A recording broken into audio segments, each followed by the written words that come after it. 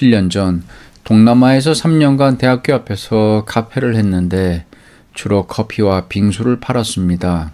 저는 개인적으로 쓴맛의 진한 커피를 좋아했는데 현지인들 입맛에는 안 맞았는지 무슨 석탄 맛이 난다는 둥 반응이 좋지는 않았지만 빙수는 나름 괜찮았습니다. 근데 왜 망했냐면 산수를 잘 못했기 때문입니다. 비용 부분에 있어 적정 마진을 생각하지 않고 이쁘고 맛있게만 만들면 언젠간 이윤이 나겠지라는 막연한 생각에 이것저것 무리한 개발을 많이 했습니다. 원가 계산 안 하고 저 하고 싶은 것만 했습니다. 엎친 데 덮친 경우로 나중엔 대학교마저 이사를 가버렸습니다. 이대 앞에서 디저트 카페를 했는데 이대가 이사를 가버린 것과 같은 경우입니다. 처음엔 더운 나라니까 빙수가 잘 팔리겠다 해서 빙수를 팔다가 어느 날 뭔가 재밌는 빙수가 만들어 보고 싶어 이것저것 시도하던 중 솜사탕으로 빙수를 덮어 씌우면 어떨까라는 생각을 하게 되었습니다. 그래서 솜사탕을 구해와 샘플로 한 만들어 봤는데 바로 그때 옆을 지나던 어떤 여학생이 그걸 보더니 귀엽다고 하더군요. 만약 그때 그 여학생의 한마디 칭찬이 없었더라면 솜사탕 빙수를 만들지는 않았을 듯 합니다. 왜냐하면 제 생각엔 하나도 안 이뻤기 때문입니다. 하지만 누군가 옆에서 긍정적인 반응을 보이니 제 생각도 긍정적으로 변해가더군요.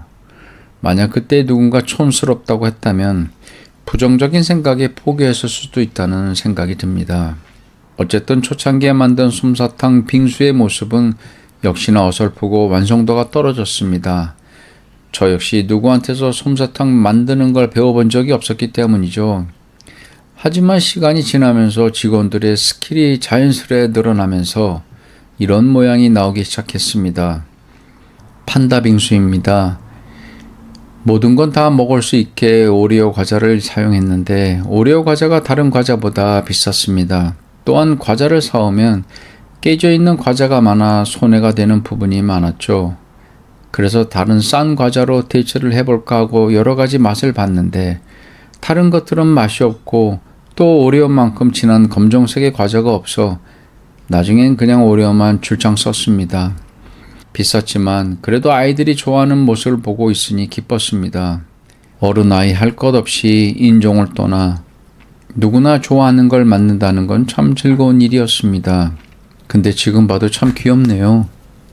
참고로 저 하얀 눈알은 치즈를 녹여 만들었습니다.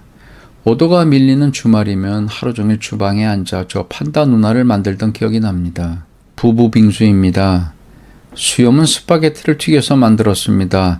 그리고 뭐든지 엄청 크게 만들었습니다. 누구나 받아보곤 와 하는 탐성이 나오게끔 말이죠. 사실 크게 만든다고 해서 설탕 원가가 뭐 그리 많이 들어가는 것도 아니고 일단 크고 이뻐야 받는 사람들이 즐거워했습니다.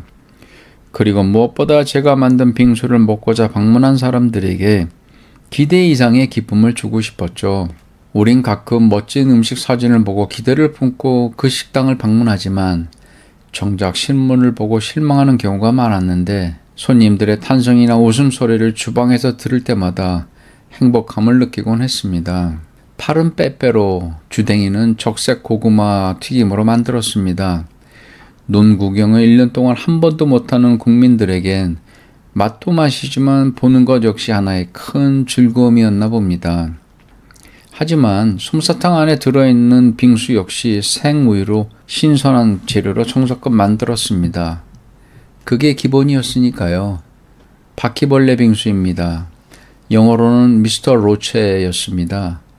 티라미수로 만든 것인데 이것도 시간이 오래 걸리는 빙수이고 나중엔 메뉴가 너무 많아져 그냥 몇 번 만들다가 말았습니다만 제가 가장 좋아하는 빙수입니다. 빙수를 만들다가 티라미수까지 만들게 되었는데 뭐 만들다 보니 뭐 별거 아니더군요. 근데 문제는 바쁠 때 이거 하나 만드느라 시간을 많이 뺏기고 또 식자료를 더 추가 구매해야 한다는 게 비생산적이었습니다. 핑키 빙수입니다. 동남아에선 식자재를 구하러 다니는 것도 카페의 주인이 해야 하는 주요 업무 중 하나입니다. 우리나라처럼 식자재를 가게 문 앞까지 배달해주는 서비스는 없었습니다. 저렇게 뭔가 다른 메뉴를 하나 만들려면 그에 따른 재료 공급도 수월치 않아 아침에 장을 보는 게 기본 3군데가 넘었습니다. 가끔 분홍색 설탕 구하기가 어려워 저거 하나 때문에 다른 시장에 가곤 했으니까요. 근데 저 분홍빛이 불빛 아래 가면 은은하게 선홍빛이 안에서 우러나오는데 이뻤습니다. 근데 하지만 문제가 생겼습니다. 무슬림 국가라 돼지를 안 먹는데 돼지 빙수라며 환불해달라는 요구가 있었습니다. 돼지가 아니라고 했는데 돼지 같다면서 말이죠. 근데 뭐 제가 봐도 돼지 같긴 하네요. 동남아에서 빠질 수 없는 코코넛 빙수입니다. 맛이 참 좋았습니다. 이건 오아시스 빙수입니다. 젤리는 에너지 드링크로 만들었고 안에 인절미를 넣었는데 판매 저조로 조기 판매 중단된 불운의 작품입니다. 이것들은 제가 만들어 본 빙수인데 판매로 이어지진 못했습니다. 이 나라 TV에서 취재도 나오고 신문에서도 제 빙수가 미친 창작물이라고 소개가 되곤 했습니다. 이때 프랜차이즈를 내달라고 오는 사람들도 있었지만 저 혼자 운영하는 체제라 그런 것까지 감당할 여력이 없었습니다. 근데 뭐 여기까진 괜찮았습니다. 문제는 어느 순간부터 제 스스로가 장사꾼을 포기하고 예술가의 길을 가게 됩니다. 몰입을 하면서 점점 요단강을 넘고 있었습니다. 어느 날 직원이 그러더군요. 메뉴는 이만하면 됐다고. 하지만 전 더 많은 걸 시도했습니다. 그때 그 직원 말을 들었어야 했는데 말입니다. 그전엔 테라스에 앉아 친한 손님들이 오면 같이 담배를 피며 유유자적했는데 그것도 하루 이틀 지나니 나중엔 지루해지기 시작했고 주방 재고가 자꾸 빵꾸가 나는 걸 알게 되었습니다. 직원들이 배가 고프니 간식으로 냉동 피자를 하나씩 빼먹는 것이었습니다. 그래서 이런저런 이유로 주방으로 제가 직접 들어가기로 결심을 했습니다. 그리고 주방에서 제가 할 일이 없다 보니 신메뉴를 만들기 시작했는데 근데 이게 하다 보니까 너무 재미가 있는 것이었습니다. 그래서 한번 주방에 들어가면 화장실 가는 것 외에는 나오지도 않았습니다. 여기서부터는 빙수의 차원을 넘어서게 됩니다.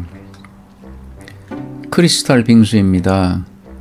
풍선에 물을 채워놓고 어느 정도 얼었을 때 드릴로 얼음을 파내 그 안에 빙수를 넣어 보았는데 그 냉기를 유지한 빙수의 맛이 전혀 다른 세계였습니다. 빙수가 끝까지 녹지도 않았습니다. 냉장고가 크지 않아 몇 개밖에 만들지 못해서 재고는 금방 동이 났습니다. 얼음이 살짝 녹으면 투명해지는데 조명 아래 반짝거려 크리스탈 빙수라고 이름을 지었습니다. 이것 만드는데 처음엔 시행착오를 많이 했습니다.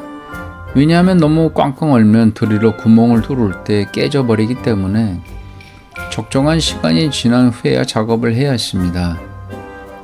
여러 번 해보니 그것도 감으로 알겠더군요. 얼음 뜯는 연장을 찾느라 공구단전을 쑤시고 다닌 기억도 납니다. 그리고 이 빙수 하나 때문에 냉장고 하나도 추가 구매했습니다. 이름은 잊어버렸지만 초콜릿 빙수입니다. 이건 풍선 위에 초콜릿을 부어 만든 건데 만들다가 풍선이 터져 초콜릿 세례를 자주 받곤 했습니다만 발렌타인 같은 날에는 많이 팔렸습니다. 그리고 마지막으로 만들었던 Fly to the Sky 빙수입니다. 우리나라 말로 하면은 하늘로 나는 빙수인가요? 뭐 하여튼 그런 거 같네요. 외국 유튜브에 소개된 미슐린 요리 중 디저트 중에 전분가루로 풍선을 만들어 본 걸 기억이 나 강한 인상을 가졌던 제가 저도 한번 만들어 보고 싶어 레시피를 정말 어렵게 구해 비싼 헬륨가스를 넣어 풍선으로 만들어 봤습니다. 헬륨가스를 주입할 때 전분 풍선이 자주 터져 손실이 많아 나중엔 고정 메뉴가 아닌 행사용으로만 만들었습니다. 왜냐면 팔면 팔수록 손해였으니까요. 몸통은 몰딩을 이용해 설탕 조각을 만들었고 잎사귀는 파인애플을 오븐에 구워 노랗게 만들었습니다. 결국 이런 것 만들다가 망했습니다. 나중엔 이해가 가더군요. 다른 사람들은 왜 저거밖에 못하나라는 생각 말입니다. 내가 만들면 최소한 저것보단 맛있고 저것보단 이쁘게 만들 수 있을 텐데 라는 생각을 하곤 했지만 장사가 끝나고 나서 생각해보니 사람들이 몰라서 못 만든 게 아니고 그 정도가 적정하니까 안 만든 거였습니다. 나보다 못나서가 아니라 나보다 똑똑했기 때문에 안 한 거였습니다. 지금도 붕어빵 장사하는 곳을 지나칠 때면 아직도 나 같으면 붕어빵 안에 크림 말고 다른 재료를 넣고 만들면 어떨까 하는 생각을 하지만 저분들이 그게 가장 적정한 마진 구조라고 판단했기 때문이라 생각을 합니다. 정해진 불판에 또 다른 메뉴 하나 추가한다는 게 여러모로 이익보단 손해라는 계산을 저분들은 이미 한 것이죠. 그런 분들을 유튜브에서 보긴 봤습니다. 여러 대의 붕어빵 기계를 갖다 놓고 여러 가지 다른 맛의 붕어빵 장사하시는 분들을 봤는데 그분들은 더 이상 붕어빵 포장마차가 아닌 점포로 들어간 제빵 점포인 셈이죠. 붕어빵 장사와는 다른 개념의 다른 장사입니다. 제가 그런 걸 했던 것 같습니다. 빙수 가게였으면 그냥 빙수만 팔았으면 됐는데 말이죠. 아니면 뭐 커피만 팔던지 말입니다. 제가 배달하는 점포 중엔 요거트 아이스크림을 파는 곳이 있는데 호울 없이 2층 어느 허름한 구석에서 아주 작은 공간에서 임대료 60만 원에 매달 40%의 마진을 가져간다고 하더군요. 알짜인 것이었습니다. 그런 게 장사이지 제가 했던 건 그냥 저만의 놀이터였던 것 같습니다. 뭔가 하나를 팔아도 남들과 다르고 창조적으로 하고 싶다는 생각이 과하면 적정이란 선을 넘어서게 되면서 기본적인 산수 계산에서 밀리게 되는 것 같습니다. 이유는 매출에서 비용을 뺀 나머지라는 이 단순한 걸 못했으니 말입니다. 재밌었지만 망했던 제 카페 이야기였습니다.